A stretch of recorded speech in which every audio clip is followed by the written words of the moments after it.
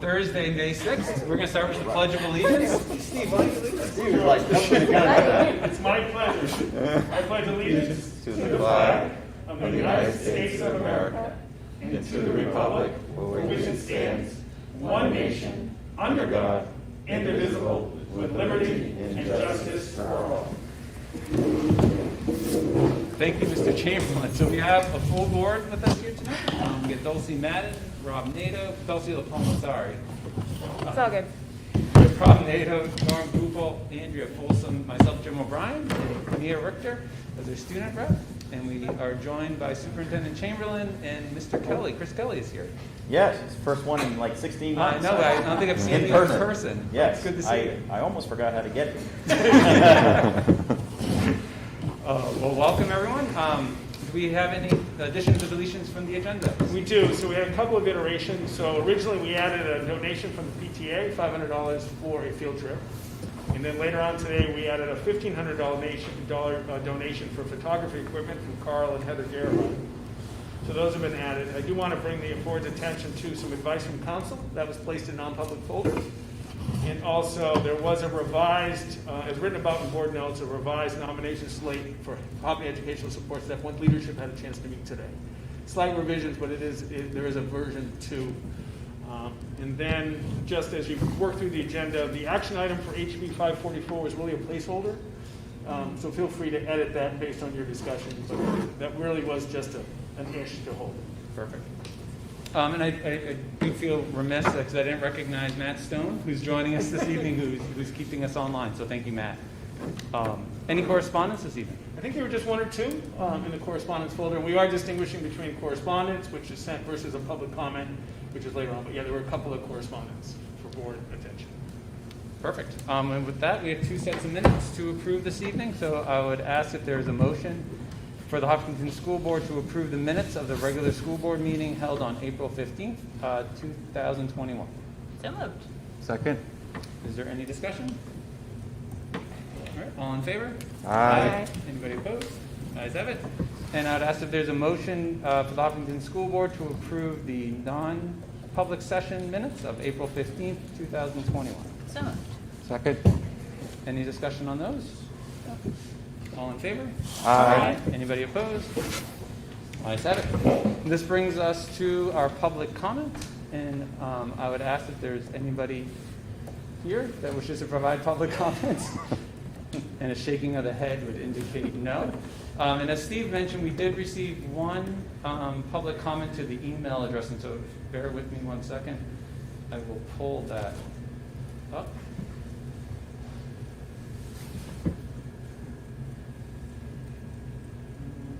Bear with me an extra second. No pressure. I know, and everybody's watching to see how fast I can click my buttons on my computer. Information.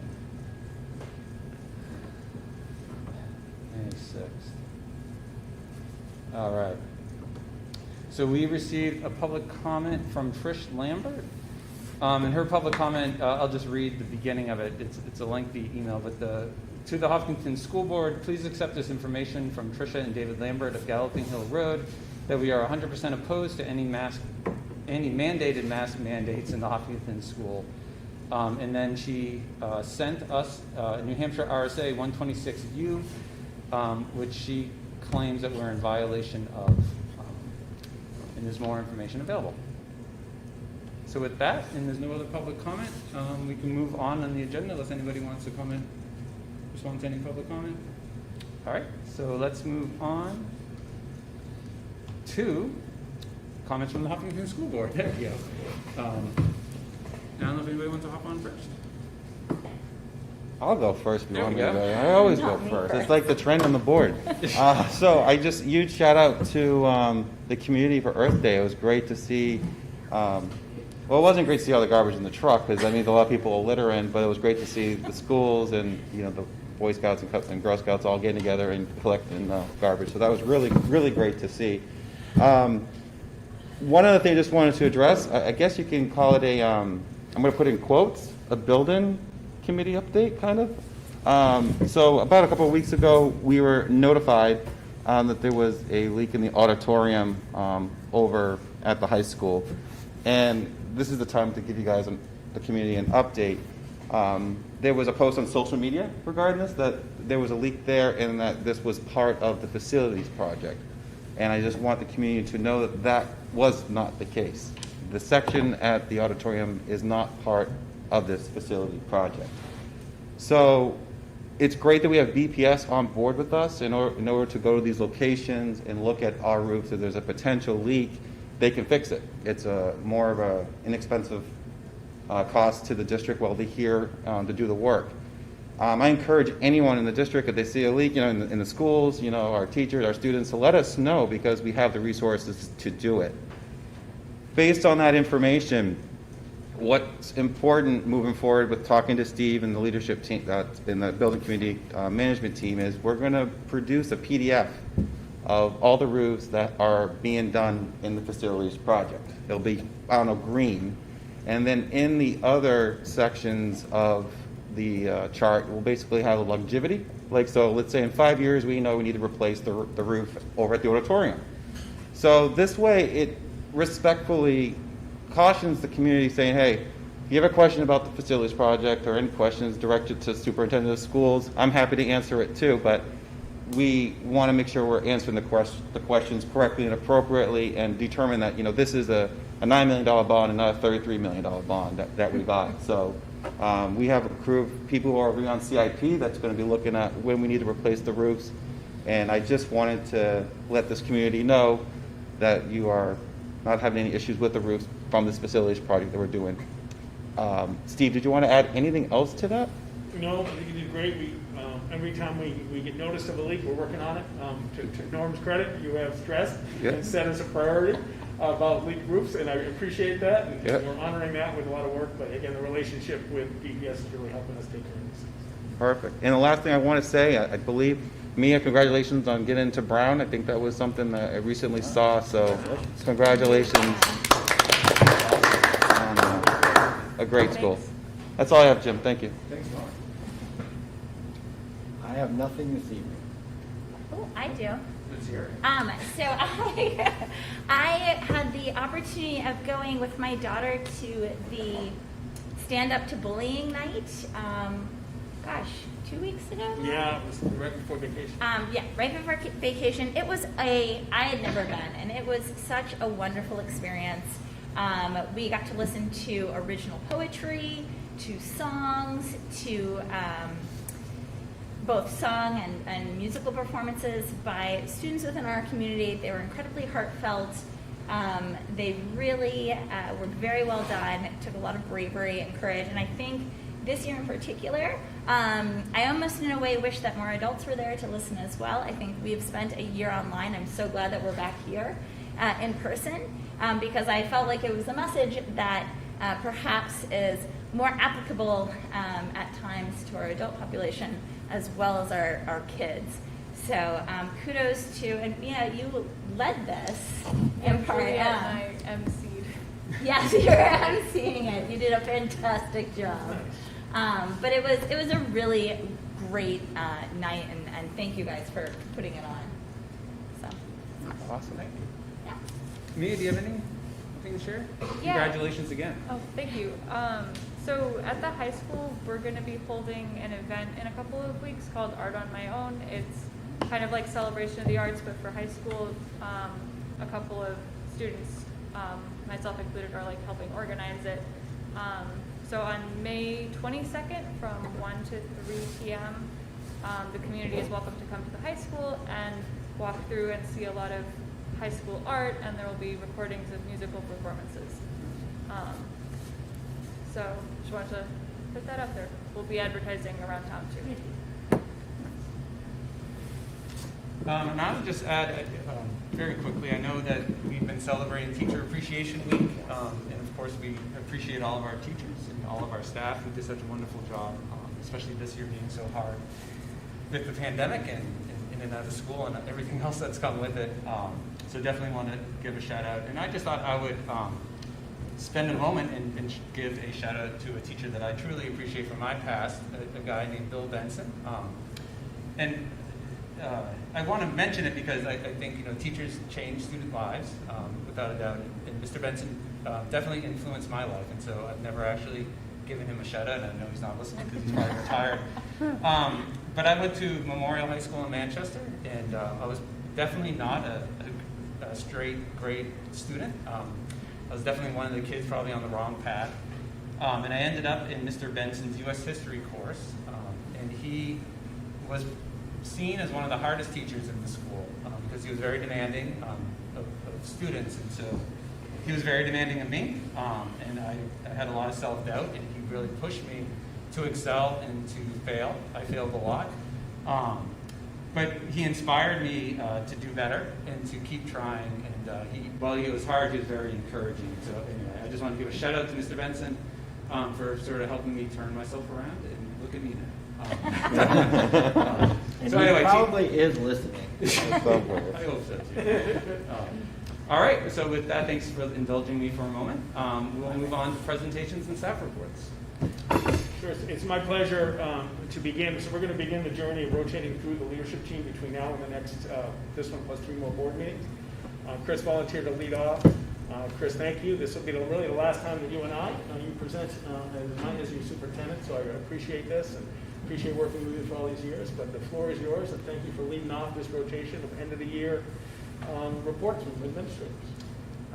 Thank you, Steve, and thank you to the school board for the opportunity tonight. I hadn't really thought about this board meeting as the last one until just now for you and I. So thank you for everything you've done for me and for the Hopkins School District. I just want to say that publicly.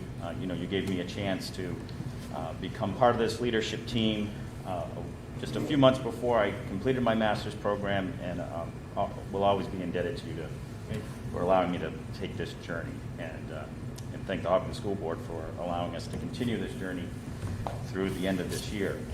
So hopefully you had a chance to read through. I know it was a little longer report than what I typically write, but it's been a little while.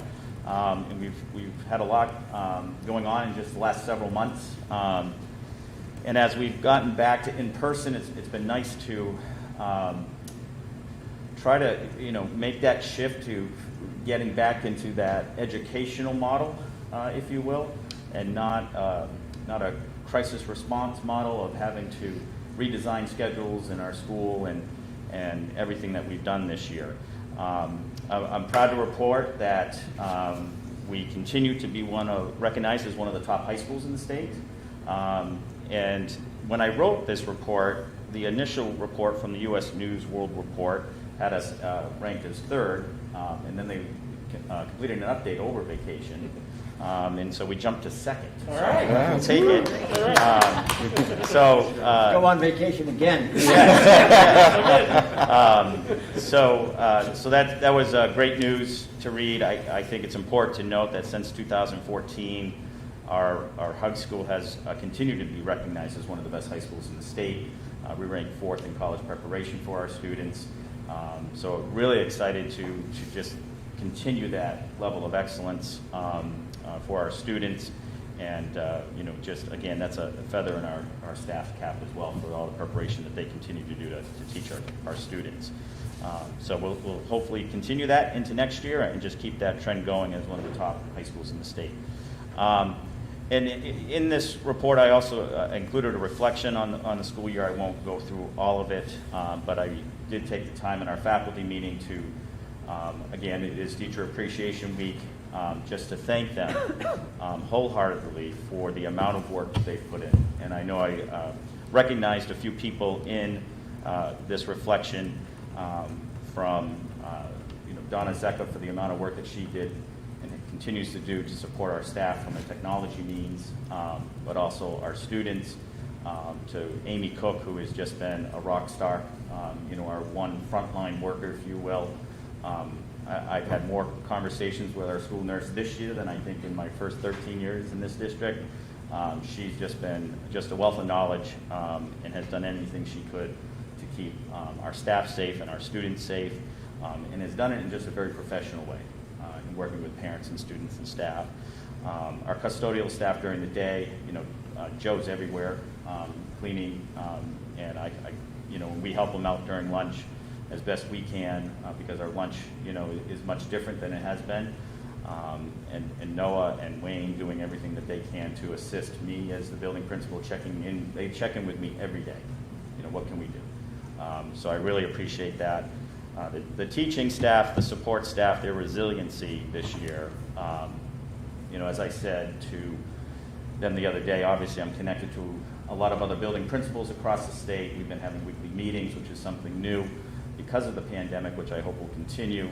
And then talking with other educator friends of mine, just comparing through conversation, Hopkinton really is a special place.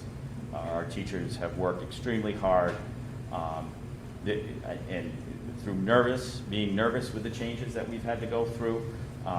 But I feel that it's been the most productive collaboration in my building that we've had.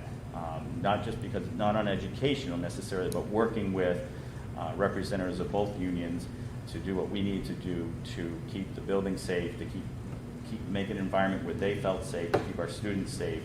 And I really appreciate that working and that collaboration that we've had throughout this year, because it really takes a team. It really takes a team to do what we did this year. And whether we agreed or disagreed, it was always done professionally, and we worked to try and find a solution. And certainly, on the performing arts and visual arts side, I'm amazed that we're still able to see the amazing art that's being produced by our students, to hear music still being produced by our students, and we'll hear that, as you heard Mia talk about, in a couple weeks. And then from an athletic perspective, the work that Dan's had to do to really work to allow our athletes to continue to have 3 seasons has been remarkable. So that's just really the tip of the iceberg.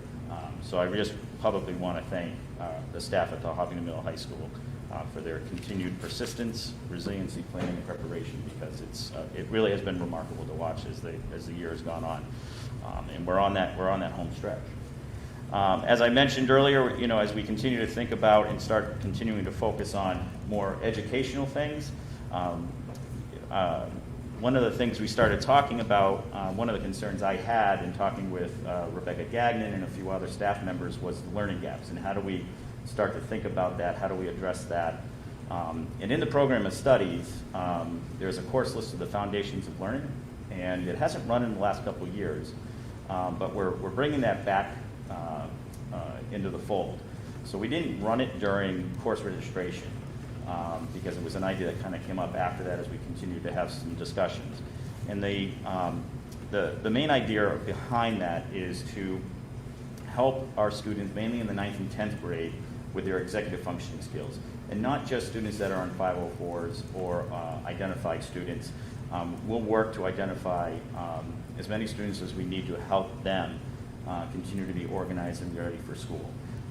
I've had some conversations when we came back full, which at first surprised me, but then the more I thought about it, I could understand that they came back and they weren't ready. Like, they didn't have notebooks, they didn't have pens, and pencils and things. So it became more apparent there. We need to offer some other support. So I talked with Eileen Reinecker. She's going to lead the charge on. She's really, really good about helping students with their executive functioning skills. It will also allow the students to earn a quarter credit, so it will be credit bearing, and it will be it will last for about half a block of time, and then they'll go into a learning center after that, or back to a study hall. And so we'll look to keep it small, like 6 to 8 students, so she can really work with those students. So I'm looking forward to seeing that, and I think that will be successful for a lot of our students that will identify to go in there. So I'm looking forward to moving that forward. And a lot of the competencies that are connected to that course also support our CVBLE and academic learning expectations. So I think that's an important piece to bring up too, because we're really trying to focus more on making sure that the decisions that we're making are really connected to that CVBLE. So that's a live document as much as possible. I'm also excited to work with Chris Borg and his Environmental Action Club with bringing back recycling. There's a renewed effort to do that in our building. I know it's been renewed here at Maple Street, for instance. I think we can do a better job at the middle high school. So we're working on that, looking forward to getting some things in place there, just waiting for some PSAs to be produced so that we can push that out to advisories, because it's going to be a changing culture for us. So we'll have students at lunch that will help out to retrain our students of what can be recycled, what can't. So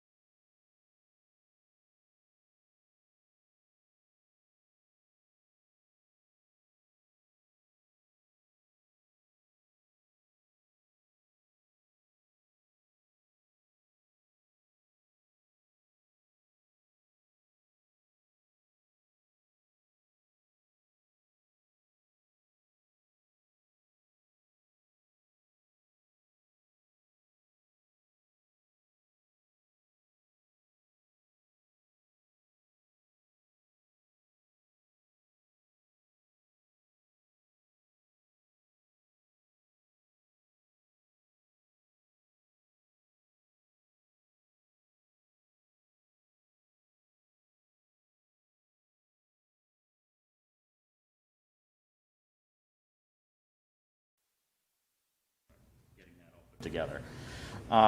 Areas of focus for next year. I've been participating and attending several meetings with representatives from CAST and Universal Design for Learning.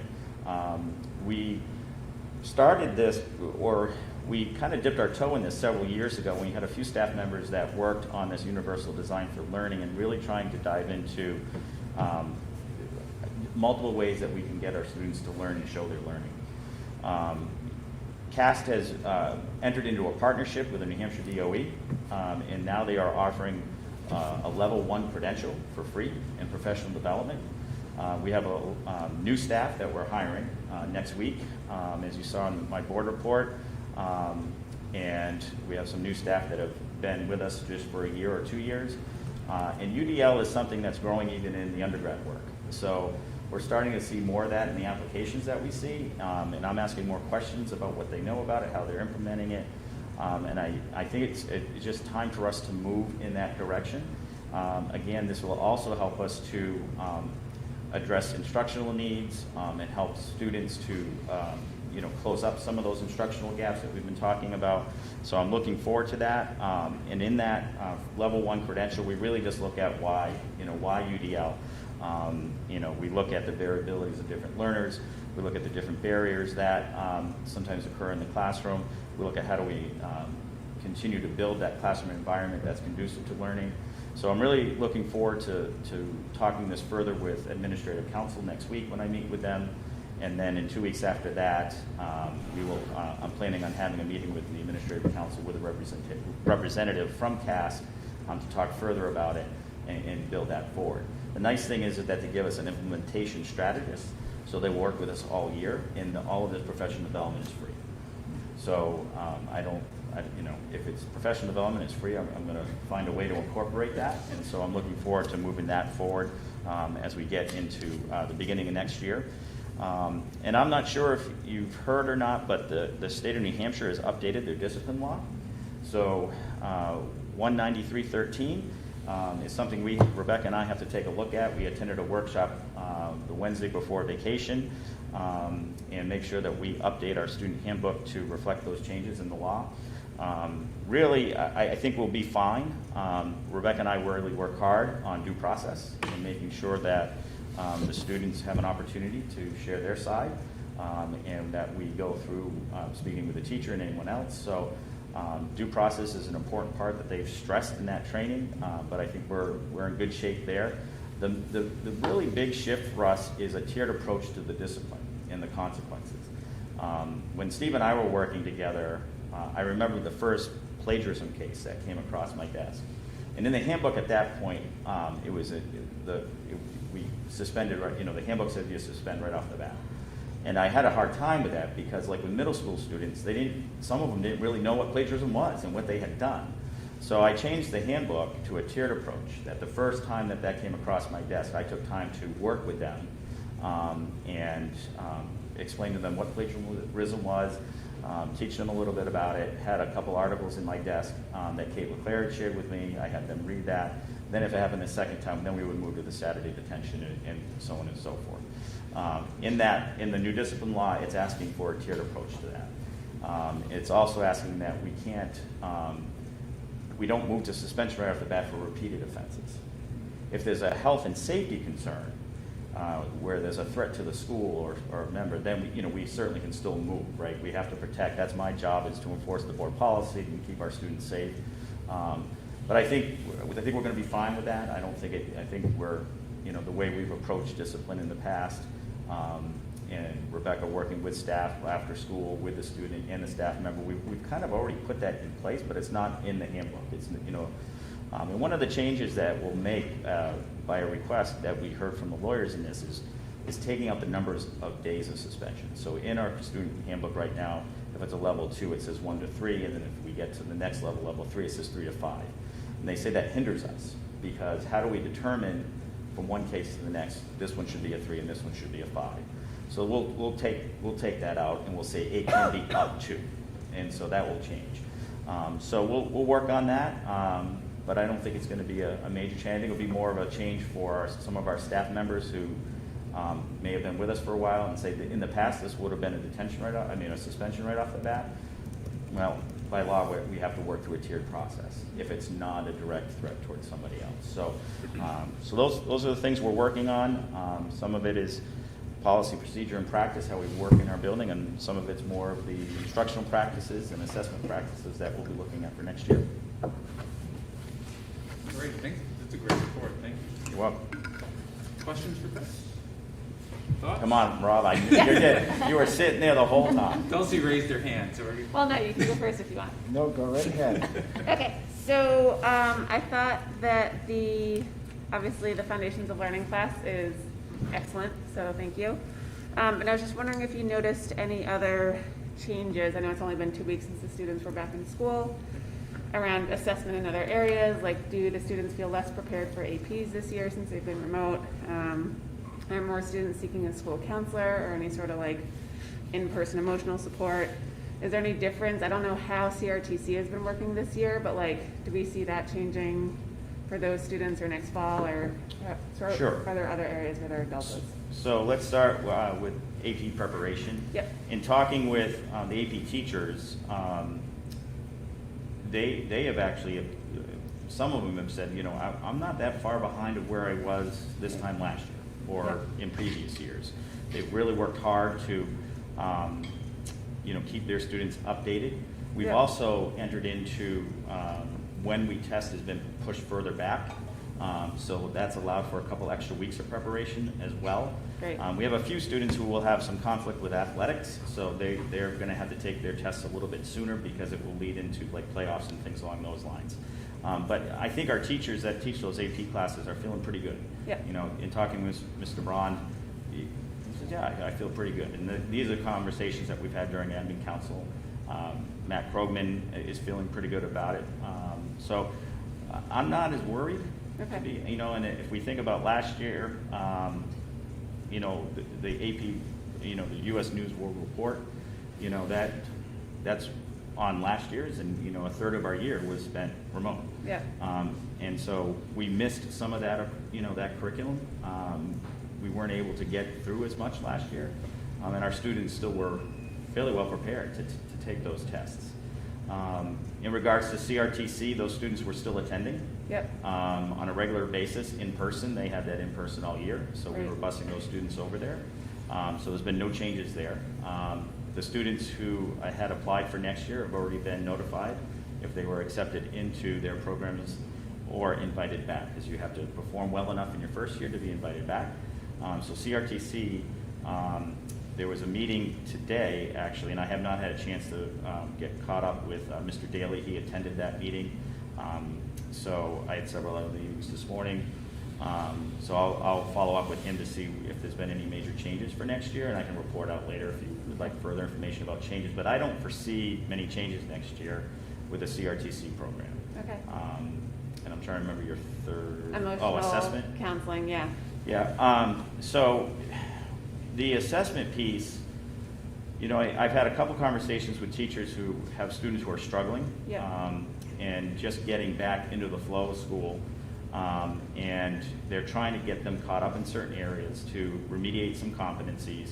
We've talked about maybe trying to figure out some alternative ways of assessing those students.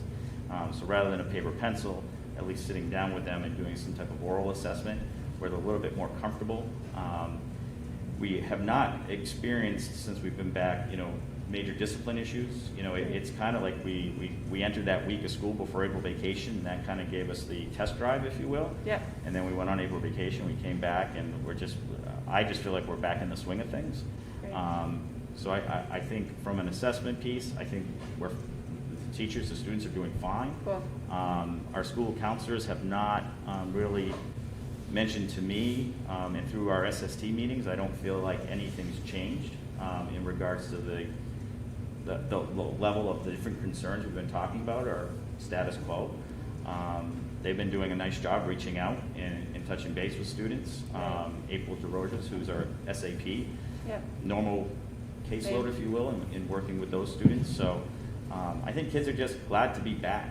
I think they're glad to have their social groups and re-enter that and have that time during lunch, you know, or have that passing time, or just Yeah. be in a class with 14, 16 kids and not at home with other distractions and having to just be on a computer all day. So yeah, I'm just glad to be back. That's great. It feels, you know, feels Excellent. normal. Okay, that's helpful. Thank you. You're welcome. Chris, are APs in person this year? Are they going to still be, are the APs in person, or are they going to be remote again? So, no, Andrew Duso, you remember Andy? Oh, yeah. He's been helping out for years to proctor. So we have a number of exams that will be in person, but there are several exams that will be just online, and so those students will be able to take them at home. Oh, we'll just go right down the road. Here we go. So I have a question and a comment. Thank you for the thing. This is kind of kids going back to school. The senior privileges for juniors, was that something that was implemented new this year for For the junior piece? Yeah. Yeah, so when we were coming back and knowing that we still had to keep, you know, the 6 feet at lunch. Yep. There was we just don't have the capacity to do that. So we, you know, Rebecca and I were just talking, like, how are we going to make this work? You know, so we went to, all right, we need to add a 4th lunch. So now we have 4 lunches, which is really taxing, right? Because now it's one more lunch that we have to, you know, the custodial staff has to clean and take out the trash. It meant another change in our bell schedule. And then we were looking at the number of seats we had available to us, even with the tents outside and putting 50 students outside, 45 in the main caf and another 15 in the, it just wasn't enough with 3 lunches. And even with 4 lunches, it was pretty tight. So that's what kind of drove that decision to, okay, well, maybe we allow juniors to have open campus at this time. So if they want to go home, if they have the ability to drive, they can go home, or at least leave school during that lunchtime to just give us more space. I think it was a great idea. It really was. My son's taking advantage of it, maybe having a sandwich in Fortnite on the side. No, but no, he's really enjoyed it. And I think it was a great idea, and I hopefully, you know, if you guys see it being effective, maybe in the future keep it going. You know, have them having that. The last thing I just want to say was, I've had a lot of parents come to me and say that they're just really happy with the guidance office. They've been like in a really big anxiety with their kids going off to be seniors next year and looking at colleges. I'm one of them. I haven't met with them yet, but just a lot of people have just said that when they've met with the guidance counselors, they have just brought down a whole, that they're not behind. They all thought they were behind because of COVID, and they felt that, okay, no, we're still on track for my son or my daughter for next year for college, you know, becoming a senior. So I just really want to say thank you to them for a lot of that support, because a lot of our parents are really concerned that they're behind, but they're not. So No, they've done a nice job making sure that they still, you know, held the typical nights, the evening nights, Yeah. that we typically hold for parents, except they were just virtual. Yeah. And they've continued to work hard through the use of SCORE now to track our students' progress on college applications and recommendations and so on and so forth. You know, it's been a difficult transition, I think, for Mr. Daly as the director because of COVID, you know. But he's really worked hard to get to know our staff, And there's a working relationship that needs to be built there with his entire guidance crew. I think he's done a nice job, and I think since we've been back, I feel it's clicking, because now I can see everybody together. And of course, Michelle Fisher's been great, just working with all of them. And I joke with her, I'm like, you keeping everybody in line today? So yeah, it's a great team. And Beth has done a great job too in the middle school. I think the success that Beth has had in the middle school really goes back to the summer when she takes the time to reach out to all of those incoming 7th graders. And she'll continue to do that. So that helps to really help set the tone, especially last year when we couldn't do Salute to 7th grade, which I hope we'll be able to do this year. We'll schedule it, and we'll have our 6th grade parent night on Tuesday night, which will be virtual. But we'll talk about that night as well. So looking forward to that transition. Thank you. I was excited to see the universal design opportunities. I think that is so great. I'm a big fan of it in general. I think it lifts all students up. So I am just really excited that you're taking full advantage of that. Yeah, I think we do it as a full faculty, and some of our teachers may be able to get the credentials sooner than others, and there's an assessment that goes along with that. But that's okay. They can either submit evidence of the work that they've done, or actually take an assessment to get the credential. But I think it'll be another nice feather in our cap that we can put in our school profile that we've worked towards becoming a level 1 certified UDL staff, and then we'll look towards in the previous years after to look at getting to that level 2, and hopefully they continue that support where it's free. That's great. Thank you. I don't have any questions or comments. I would say thank you. It was a great report and a great year. I know it's been a hard year, but you guys have definitely persevered through it very well. So thank you for all you do. You're welcome. Mr. Chamberlain, anything else that you'd like to say before we close? Nope, I appreciate the report. Next time will be Amy. We'll talk about the schedule, but Amy and Bill will be. Great. Keep our schedule. All right. Thank you, Chris. You're welcome. So we'll move on to the agenda under items for board discussion, and we'll start with operating and learning in a pandemic, and I'm going to turn it over to Mr. Chamberlain. Sure, and we'll work our way through a little bit on where we are in cases this week. I checked in with all the nursing staff. So at Harold Martin School, we have one staff member out getting a COVID test due to symptoms, and we have one student who is getting sent home because of symptoms getting a COVID test. At Maple Street, we have one staff member out for a test and one staff member who is in quarantine due to exposure. And at the high school, no staff impacted. We just have a few students that are home waiting for a test results. You had no students at Maple Street? No students at Maple Street. Okay, cool. Just a quick update, and Chris talked about it, a couple of things about just as we're coming back in new developments. So we have had last week or so some struggles with our busing. When we first came back full, we had worked with the bus company, we had all 8 drivers and we were moving. But we have not been able to have all 8 drivers, so we double up on routes.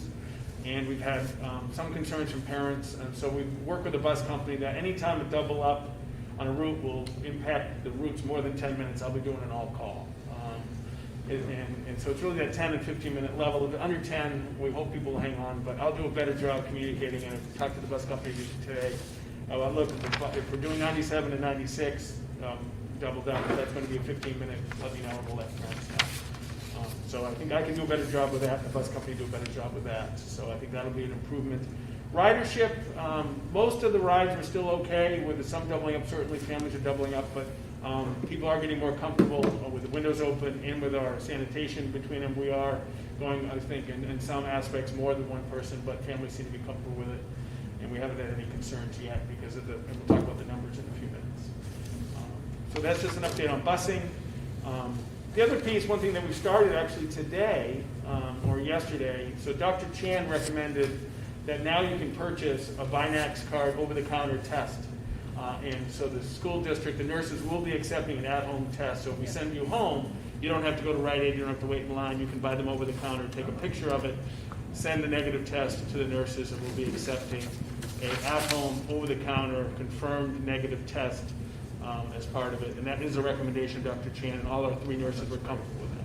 That's great. So that is a change, maybe even today, yesterday, where some parents are just buying them, having them on if they need them, they just do it. So we think it's more convenient. They're still available for free though, and then the testing turnaround right now is even PCR tests, you're getting results the same day now. So it's not mandatory, but if families want to avail themselves of the at-home test, we are accepting those as a school. Do we know what, like, that test costs if you go, like, if somebody wanted to do that? What is it? And we had, I think it's like $25 for 4 or something like that. But I can follow up more. But we were talking about purchasing them, and we were talking, but it becomes so available so quickly that I think we're okay. And families have been great, and right now there's very accessible testing as well at pharmacies and things like that.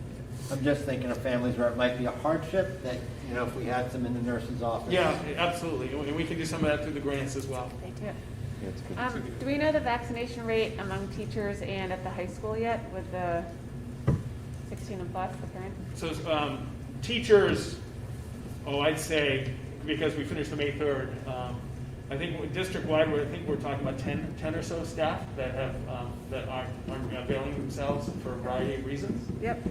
Students, we're starting to collect the cards. Yep. When they go, like my daughter just had her second vaccine last week, so we're starting to collect the cards. Rebecca said we get noticed when the day after the second test they're out. Yep. My daughter happened to have a Saturday. She wouldn't have been in school if it was a school day that she had it. So that's when we're getting a lot of, and very appropriately. Those are all excused by Totally. This isn't the problem. But that's how we're finding out about the number of high school students, because we get that call to the nurses. So we are starting to collect that data. Matt's put it X to Aspen so we can record it. We can have it. We don't have any hard numbers, but the nurses, Amy feels really good about the rate so far. Cool. And we are beginning our discussions. I met with the nurses this week about doing like a 3 to 6, 12 and up clinic. Yep. One of the local pharmacies reached out and would come and do it, maybe PTA and a family night, where so we could do an on-site 12 and up. Great. The next couple of weeks, vaccination clinic.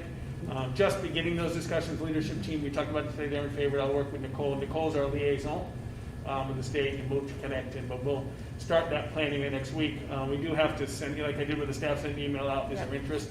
And give them some kind of numbers, right? Because they want to know Yeah. gauge how much you're bringing. So we're beginning stages of planning our own vaccination clinic for 12 months. That's awesome. That's so exciting. That's really, Yeah, that's great. that's fantastic. I have a question. Sure. So regarding the at-home test, if there's an exposure in a classroom, they still have to follow the guideline from the state still, where they have to be 10 days out or something like that, or can they get a test and then come back? Has that changed? It all depends on the class. So if you have strong mask wearing, Yep. then there isn't quarantine. Okay. So if you were and this is the difference between a lunch exposure without a mask, a phys ed class where you're so active and you're breathing so hard, there is still that 3-foot exposure for time. Okay. But if you're in class, sitting with a good strong, that Jim and I, because we have good mask wearing, we're fully vaxxed, I think, but if he would not be quarantined for me right now because we have strong mask wearing. Okay, so if you guys are eating and you have your mask off, so would that go back to the rules of the state where it'd be 10 days from exposure? Yes, Okay, but all right. if you're fully vaxxed, no. No, but I'm saying for students though, like. Right, so like my daughter next week will be fully vaxxed. Yep. So she will have the card, and when they do the contact tracing, they'll look up her card and say, oh, she's not subject to it. You with me? So Yeah, there's an advantage to get. No, I was talking about the younger kids, like. Yep, if- younger so- kids, correct. Okay. If there's not good mask wearing, then we do quarantine. Okay, that's just one. But we haven't had, since we've been back, really, Yes. the staff member was an exposure not to school. Perfect. Just so you know, it was not a school exposure. Perfect, thank you so much. Everybody okay? Yeah. The last piece, the matrix, I did put it because we don't, it's in the packet. We had 17.5, which puts us at accelerated spread, which is down. This is the first time we've been at a tipping point before. But as Mr. Kupel said before this meeting, we're not out of the woods. We still have an accelerated spread condition, which let's call orange or something. So just to be very mindful of that number. But it is going and trending in the right direction. And we'll update I think we've done this every meeting for a while. So continue. Any other questions for Steve or for Chris? Last question. Yeah, go for Yeah. it. Have people been able to, I know it's only been like, 9 days or whatever, but have people been doing more classes and stuff outside? I know it depends on the school, but how's that going? Yeah, classes outside, using the tents at the high school Yeah. all the time, mask breaks, Yeah. which we, at wellness, I think we had to talk about what strategies we can keep, and the mask break we think is, or that type of break in class we think is a good strategy to keep. So yes, they're Great. availing themselves.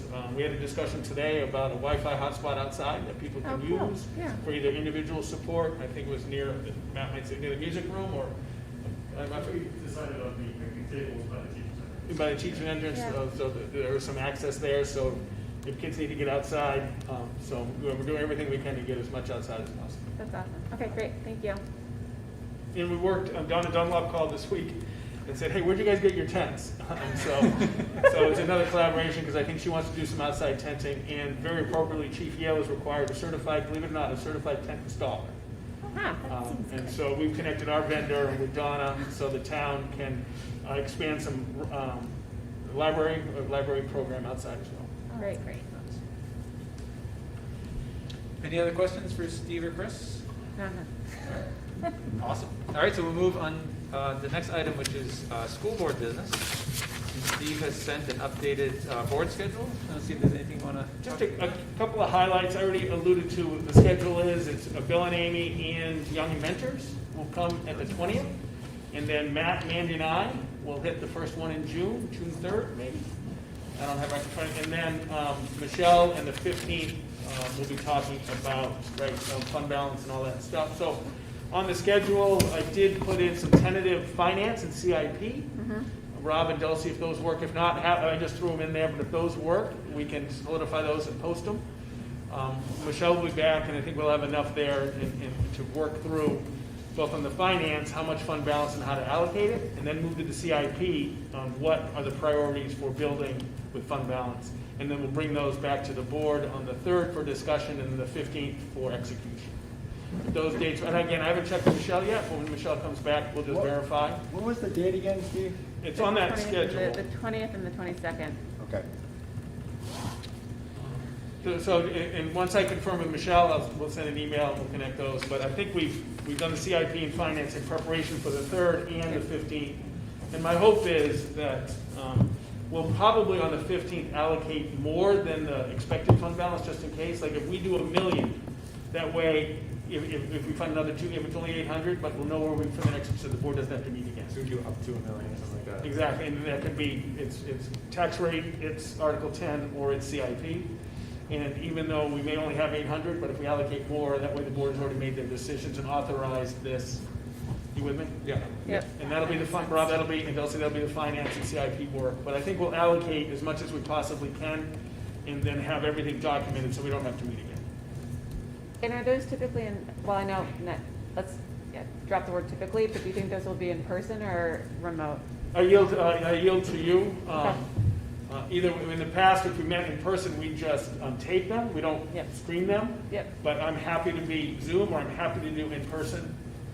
And you can think about it. It's not a tonight thing. Okay, great. Are we going to do that public hearing on the 20th? Yes. Massachusetts. Yeah. So the hope is on the 20th is to do an ESSER 2 public hearing, and then after the finance committee, and even the ESSER 3 could happen with Mike after July 1. Because that's. But let's start those. You'll see on what are some possible expenditures.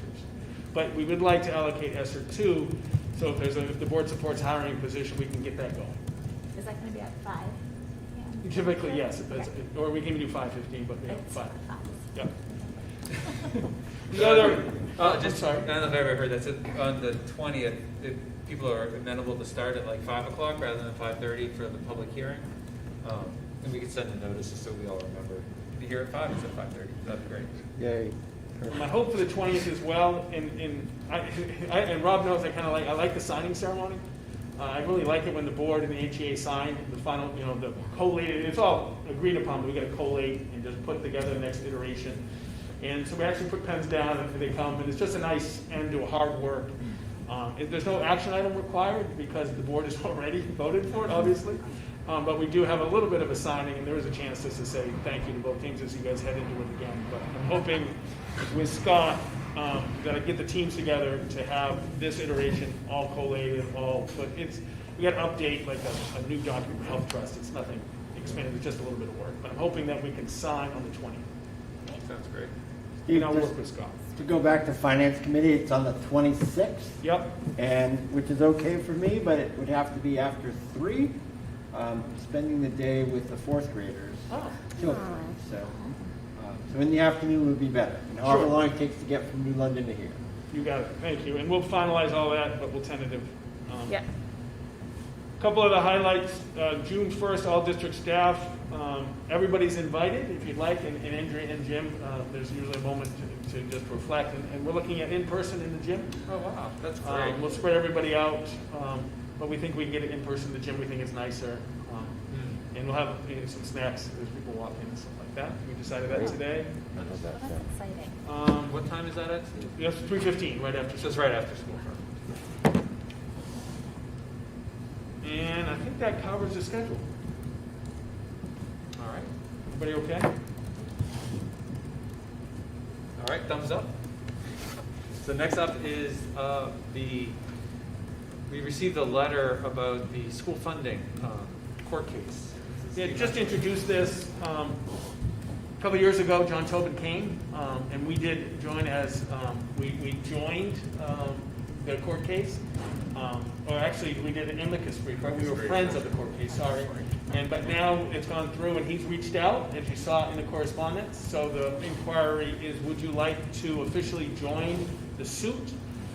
And I think I provided all the stream of emails from John going back from the very beginning. And tonight I thought it would be, if you have any questions that I can reach out to John to get answers, or if you want John to come in 2 weeks. But really tonight's exploration, and if the board agrees with any questions, then on the 20th we'll come back and have it as an action item if the board so desires. But you saw Hillsborough, Newport, some in our region, there is some support for joining the case. So just really try to get your thoughts, and if there's any information that you need so you can make this decision in 2 weeks, I'm happy to reach out to John and get that information. So my question, Steve, is pretty clear to me what the upside is of doing this. What's the downside, or what is, if anybody has any thoughts on what the downside of joining the case might be? And I think I would reach out to him and say, is there any financial commitment to any expenses connected? So I'll reach out to that and see if there's any expectation. Or most of this work has been pro bono, on behalf of the district. But I think that's a legitimate question, appropriate question, and I'll happily reach out to John about, is there an estimate of cost once we join this that the district would have to burden? Yeah, that's what I was thinking. Happy to do that. Yeah, I can't think of any other downside other than financial Yeah. implications, if any. I mean, reputation, no. No, if anything, I think it's, with the current reorganization of SWEPT funds that they're potentially putting into the state budget, I think it's actually more important than ever. Agreed. Because that just is an increased load on our property taxpayers. When John sought out Hopkinton, because it's a school that, the district that he describes as punches above the weight, right? That invests a lot in education with very low property value. And he thinks that having that part of the profile is really strong. As you looked at the other districts that have joined are lower socioeconomic and have lower investment in schools. So he really is trying to get a continuum of schools. So I know when John came to us, he really felt that there was some value in us joining as an amicus, but I think I believe there is some real influence if Hopkinton decides to join this case based on our profile. So I'll reach out to John and find out, ask that question, Rob, what any downside besides cost, and I'll bring that to him. I'll bring that back on the 20th, and you and I can talk, Jim and Andrea, if there's a reason to bring them. If there are any, but otherwise, we'll move forward and have it as an action item. How does the rest of the board feel about inviting him to come, and would that be beneficial? Do you feel like you'd get more information out of that, or do you feel like you have enough without John coming? I think it's always helpful, but I think that I have enough information. My only other question would be, how much time would it pull from Steve or Mike in terms of a time commitment or anything, or if that's a pretty easy. thing to manage. Did you have to but- do anything in the last one? Yeah. I'm sorry? Did you have to do anything in the last one? I don't, we think we did a letter. We did a Yeah, letter. letter. We did a letter, and then you had Yeah. done research Yeah. on inadequate education. And what was, the big piece of work that we did was Michelle and I, it was kind of fun, we could find it, we did what would Hopkinton School District look like just on state aid. Right. I remember that. And I haven't thought of that in a while. It was really good. But that was some work. Michelle and I worked very closely together. That was a We great reduced, obviously, a lot. And that ended up, I think that was ended up part of the Manchester Union Leader article. Yeah. But that's now part of the record. So I don't envision this a lot of work for Mike or me or Michelle, frankly, as we go. But I'll certainly ask Yeah. John if there's a commitment of time by administration. Yeah, I mean, I don't need to talk to the attorney. I mean, I fully support joining the suit, so. Yeah. Yeah, he came in once and was It was good. great. He did a great presentation, and Yeah. like I said, the costing is definitely I think that would be the only reason Yeah, why. Like, if he yeah. does want to come in, I was in the audience the last time as he was here, and I thought he did an excellent too. job. Yeah. So just from a community education standpoint, if he's willing, we'll Perfect. say no. to Yeah. Let's see what his schedule is, but we'll plan to do all this background work and move forward on the 20th. perfect. Sounds great. Thank you. Thank you. Great. All right, and last up is House Bill 544 and a letter to the state Senate. So earlier today, I passed along a draft of a letter. I want to thank Rob for first bringing this up a couple weeks ago in our meeting and speaking to it, and then helping draft a letter that got circulated around. And so I guess for our conversation, would love to see how folks feel about the letter, about this as something we'd like to do, and then if we're in agreement, or if we want to do some wordsmithing on the letter, that's fine. But if we're in agreement, it would be a vote to see if we want to vote to send this to the Senate Finance Committee. So maybe I'll stop there rather than reading the letter. We can get responses and hear what's on folks' minds. I thought it was excellent. And my only question would be, is there, and I have no idea how we approach this as a school board, but is there any value to submitting it as a my turn or something else to be able to show that how a board thinks about it and how we think about its role in our schools? Yeah, we can definitely do it. We can once it's submitted to the Senate, we can follow up and send it to the monitor and see if they want to put that as a my turn or do a story on it. That's a good idea. I love that idea. Like whatever Delty just said, I'll concur. I thought it was a great letter. Great job. Yeah, I mean, I thank Jim a lot for his robust legislative background and the way you frame so many other things that connect in there. It's such an important issue at so many fronts. So I highly encourage us to send a letter. All right. So what we'll do is I think there's an action item on this. You just get to read that. Yeah, so we'll get to an action item. There's no edits. We'll just submit it as an action item. And then if it's okay, I'll sign it on behalf of the board and Yep. then submit it tonight or tomorrow morning. And that sounds a great idea with the monitor. Okay. Now, if you have letterhead, Donna can put on letterhead tomorrow. Oh, that'd be great. Okay, nice. All right, thank you all. So we'll move on to Interscholastic Sports. This is exciting. So, Hillsborough Dairy, who is our partner for their football program, Jay Wood, who actually is the athletic director, lives in Hop, reached out to Dan and Chris and seeing if there was any and Mark Sorrells over at John Stark, if there's any traction on adding Hillsborough Dairy to the cooperative, because there's been some interest in Hillsborough Dairy, some hockey players. Actually, one hockey player right now would make row to join the team. So there is in the NHIA bylaw, the Hampshire Scholastic Athletic Association is a governing body of our sports, and it's actually a principal-run organization. And so three team co-ops are allowed. So this year there was about 12 or 13 youngsters in our hockey program. That's down. That's down significantly. There has been as many as 18, 19 years ago. We actually had some JV programs. So the NHIA supported it. Jay, Mark, Dan, Chris, Gary Dentz, who's the principal over there, everybody supports this. Right now it's adding one, but if we can add, frankly, we need more players to keep it going, and hopefully Hillsborough will build it. We need a board action item for all 3 schools. Don will send these minutes to the HIA, and it's codified, and then in the next classification, they will join. And they'll stay in the same division. It just adds, really, the only material change right now is it adds 1 player. But that 1 player, is an opportunity for that 1 player, and hopefully they'll maybe Hillsborough build a culture. And right now, we need players. It sounds like it's the only goalie. Right. So it's a very important position. It's my recommendation and Dan and Chris's recommendation that we support adding Hillsborough during the co-op, and then Donna will print these and send them off to NHIA, and we're good to go. But it is an action item tonight. I just have one question. I think it's a great idea. But with other students come from other districts, isn't there sometimes they pay part of their budget process, each school ends up paying a portion for having the hockey season? So if, let's say, it increases with more than 1 student down the road and ends up being 6 or 7, is there going to be a sum from Hillsborough being paid as part of the hockey program as we have with Hopkinton and all the other schools? So there's very little cost to, Okay. The main cost of hockey is actually borne by the participation. Okay. They pay for Okay. ice time. I think we pay for socks.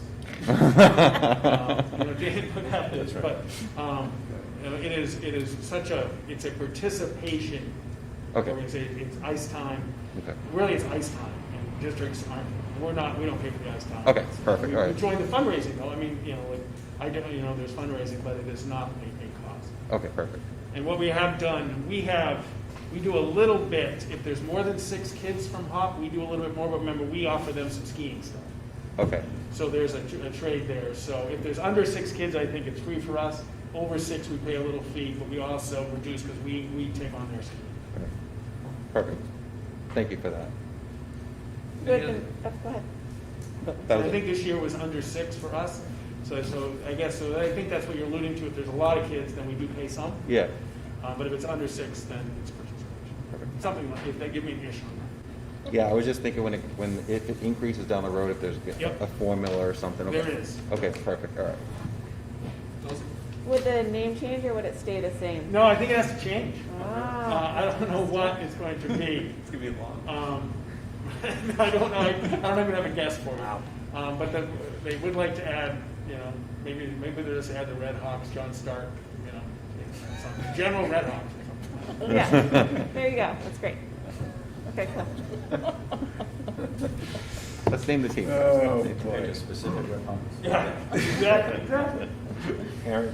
All right, so we'll move on to personnel. Steve, you have a number of personnel items? Sure, just as I wrote about board notes, Carol Testa has been with us for all the way going back to Val Aubrey, has given her notice of non-return. She's heading into retirement. Wish her well. And I did write about, Carol's been doing this. She did this actually at SAE 24, but she came to us. So when we reduced the position for budget constraints, it was because we had a very efficient, very knowledgeable person. But I think in the future, I think Mike and Mandy will take a look at this position because it was full-time for a long time. So that is a notice of non-return. We have Francis Roy, who's a middle school instructional assistant, has given his letter of resignation, which means he's actually leaving in 2 weeks. He found that he had a wonderful letter. He really appreciated his time. He had a great experience, but he had a financial opportunity. He was working 2 jobs, and he had a chance to solidify into an opportunity he could not refuse. Feels terribly. He loves us, loves the position, but family-wise, he needed to do a different financial piece. So that is actually that's a resignation tonight, and obviously he wouldn't be on the nomination slate. As I talked about at the very beginning, by statute, we have to issue contracts by June 1st for Hoppy educational support staff. So the slate has been prepared. It is well under budget. We're nominating tonight well under budget because of all the open positions, but even so we have not gone above budget. So the slate that you approved tonight is well within budget, and if we do notice that if it goes beyond budget, we let you know. But this allows Lori Nato to create the contracts and distribute by statute before June 1st. And if you remember, we're very glad we have a budget so we can do this. We're very glad that we're doing this. Yeah, horrible. But if you have specific questions, happy to do that in non-public. But it's a strong slate that's Mandy has reviewed, all the principals have reviewed, Michelle reviewed before she left, and we worked on it today. We feel that it's a strong Great. All right, so when we get to the motion, I'll just ask if anybody has any questions, and if we do, we just go into non-public, and if not, we'll just move on to the motion. Everybody okay? Up next, we just have Amy Roth sliding in for Tracy Martin, and due to some health issues, Tracy's not going to be able to get out there and do some gardening, but Amy's willing to, so it's just just a quick change and a very tiny stipend for Schedule B, but we do bring anytime a contract comes, we go to the board. We do have an action item on lead teachers. I think Trish, Chris Jakes, and Joan Fonsby are our lead teachers for ESY, so we nominate them now, and they start planning, and the compensation comes from a grant. But again, we have to issue a contract and we have to nominate before they start working. So they're planning our extended school year program. You'll have the full nomination probably at the next meeting. Where as soon as it comes, obviously it's harder to find ESY teachers because they're pretty spent. And I get that.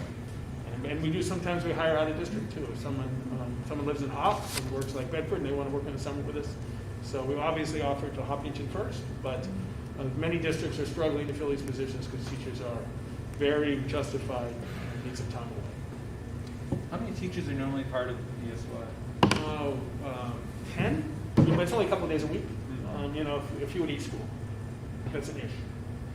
Good enough. And occasionally they drive the little bus. Yes, they do. Yes, they do. I did want to just run through some staffing changes in public and informant. And the leadership team, the principals, and I really admire teachers who are willing to take on a new course at the secondary level, or take on a new grade level, or even a new school assignment of special education, because it is the path of more difficult. And anytime a teacher is willing to move, like Sarah Duvall is going from kindergarten to second grade, that's a whole new job. And she's wonderful, but she's really trying to start from scratch again. A different age group, different content, and so this is really, I admire, and it's a wonderful thing that our staff does, is that they are willing to try something new and get fresh and start again.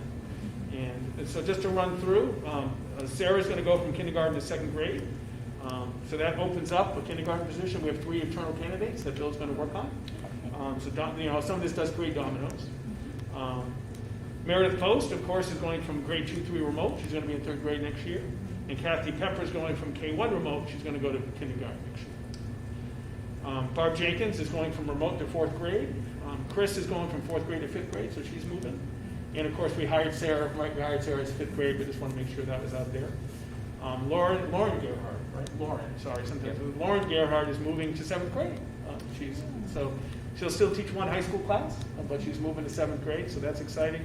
And Eileen Reinick, our longtime middle school special ed teacher, is moving to 9th grade. So the way the contract is, we have to notice their positions by June 1st. And so these are all superintendent decisions. The assignment of staff or superintendents, and I inform the board. Sometimes I do it in board notes, but there's enough tonight. I thought we'd just share. And so they stay in that position moving forward. So when Sarah moves to second, every year she's in that moving Yeah, she'll forward. be in second until, if there's an opening, you can post, right? Yeah. Like this year there was a second grade opening. And so Sarah talked with her family, talked with her team, and said, I want to try second grade. And she'll be at second. We can, if it doesn't work, we can transfer her. But she's great. And sorry, I might have missed the boat on something, but like if Mrs. Pepper is moving from K1 remote to kindergarten, does that mean that we're not offering remote, or just that we're downsizing the remote options? Currently, right now, we are not planning on offering a remote option. We actually had that discussion at leadership. If August people reach out, there's a number of different strategies. Yep. If 15 first graders want it, it's easy. Economy of scale, which worked out pretty well this year. There is a regional collaboration, working with other districts to do some remote. So if we have 3 kids in 2nd grade, and Bo has 12 kids. Yep. Then we could work with Bo and our kids, because it's remote. Oh, cool. So Okay. our kids could join a cohort. Yeah. Or if we have 3, Yep. we could have 1 teacher and 4, and we could share the cost through ESSER funds. Yep. Because ESSER is a part of that. There's also VLAX has started a robust elementary program besides secondary, so that's an option. And there could be an option if we have economy of scale to in-house, but we discussed today at Leadership Yeah. to be ready to either reach out to the Southwest region for collaboration or be labs. Okay. That's great. There is no statutory requirement to offer a remote program next year. Right. So I love that. Is there a way to unpack that a little easier for the community to understand their options for the fall? Like, you did a great job explaining that. We could just record your voice and just put it out, but how can we unpack that so people know that? Because I've been approached about remote, and I said, I foresee it happening, but now I'm hearing that there's an opportunity if other districts are doing it, people can join that cluster, because there's people who are already planning for the fall. And it, You know. it's part of my communication with Mike. Yeah, And okay. the leadership team. We had it on the agenda today. Okay. Notes, and certainly Mike, Mr. Flynn can come and all the agendas of this, if he has a desire, can look at Okay. it. And all the building administrators are certainly aware of the collaborative Okay. opportunities. Perfect. So as that comes, I think right now we're trying to get to the end. Yeah. Probably when you go to August, when you start communicating and where we are. And if parents reach out to Bill, Amy, Chris, and Rebecca, and then the district will have to work. But there is no, just to be clear, there's no statutory requirement to offer virtual next year. Okay, Okay. perfect. Thank you. Thank you, Steve. All right, anything else for personnel? All right, so we'll move under finance, and we have 2 donations. Right, a $500 donation for a field trip to New London. Oh, there you go. That's Mr. the way you're Neal. going? You gave us a little preview to that. He's gonna go be the bee guy. So we've got from the PTA, and then we had Carl and Heather Gerhardt, yes, a relation to Laura, who we just talked about, donated approximately $1,500 worth of photography and related equipment. And of course, that is over our threshold, so we accept that as a board, and we provide information to that family. Great. So those are 2 additions. Cool. Any questions for Steve on either of those? All right. And so we have come to the second public comment period of our agenda without any public comment. There's a lot of And people so here. A lot of people. We can move on. So you can see the list of important dates that are upcoming. And before we move to action items, I just ask if there's anything else any board member wants to bring up before we move on. Seeing none. We'll go to action items, and I would ask if there is a motion for the Hopkinton School Board, to accept the superintendent's recommendation to add Hillsborough Deering High School to the Hopkinton High School and John Stark High Cooperative Hockey Team. Can you read that again? No, second. Yeah, Don't do it. I struggled mightily the first time. Second. Motion's been made and seconded. Any discussion? Hearing none. All in favor? Aye. Anybody opposed? Ayes have it. Is there a motion for the Hopkinton School Board to support sending the letter that we circulated to the Senate Finance Committee expressing the board's opposition to the inclusion of House Bill 544 in the state budget? So moved. Second. Yeah. Any discussion? Hearing none. All in favor?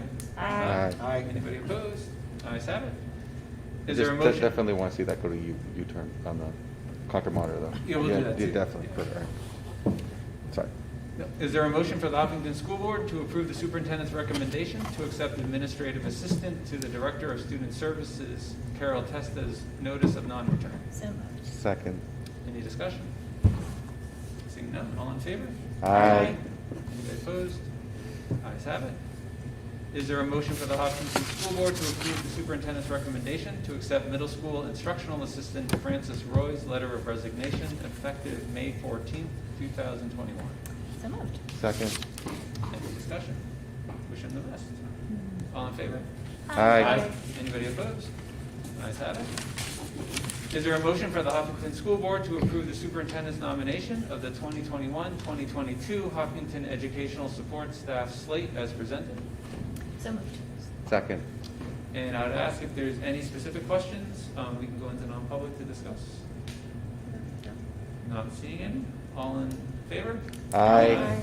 Anybody opposed? Ayes have it. Is there a motion for the Hopkinton School Board to accept the superintendent's recommendation to approve the revised Maple Street School Garden Club Schedule B positions as presented? So moved. Second. Any discussion? All in favor? Aye. Anybody opposed? Is there a motion for the Hopkinton School Board to accept the superintendent's nomination of Joan Follansby, Chris Jakes, and Trish Walton as lead teachers in the 2021-2022 extended school year program? So moved. Great teachers. Second. Any discussion? All in favor? Aye. Anybody opposed?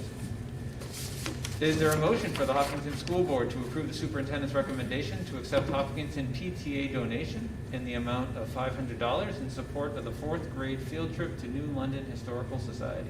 So moved. Second. Any discussion? I want a report from you when you get back. You get a On report. how you go. All right.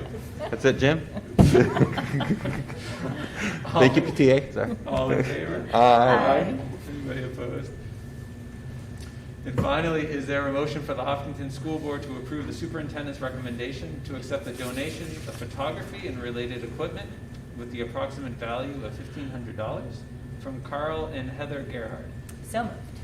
Second. Any discussion? Thank you. Hearing none, all in favor? Aye. Anybody opposed? Ayes have it. We have a non-public, Yes, so we do please. have a non-public, so I'd ask if there is a motion for the Hopkinton School Board to go into non-public session for the discussion that matters for RSA 91A:3, Roman 2C, for reputation versus Sorry, student yeah, issue. you were correct. So moved. Second. So this is a roll call vote. We'll start with Dulcie. Dulcie LaPoma, aye. Aye. Norm Gupel, yes. Yes. And yes, and so we'll go into non-public session, and then we will not be conducting any business when we come out of non-public. We'll just be adjourning for the evening. So thank you all very much. Great. Appreciate it. We'll go to Lava. Yeah. Thank you, Mr. Kelly. Good job. Welcome. Yeah, thank you. Yeah, That was great. Christmas tree. I like